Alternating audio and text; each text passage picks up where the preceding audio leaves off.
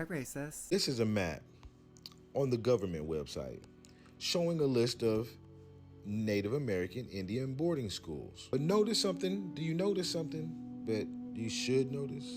Where's the schools in this area?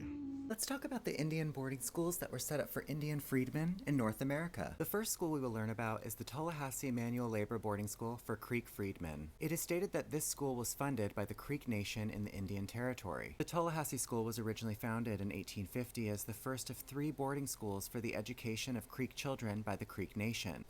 Interesting. Why would Black Americans be schooled by tribes in Indian Territory? Let's keep going. In December 1880, the 3-story brick school building was mostly destroyed in a fire. For many years, Tallahassee was the only school in Indian Territory to offer schooling beyond elementary grades for Indian freedmen. Tallahassee was the only freedmen boarding school to remain open after the tribal dissolution in 1906. It remained a school for Black Americans until 1924. Not Native Americans, mind you. And there's that year again, 1924, the year of the Indian Removal Act. See how the time frames start to connect? And now the second school. The Cherokee Nation established schools for its freedmen, including the Cherokee Nation Colored High School.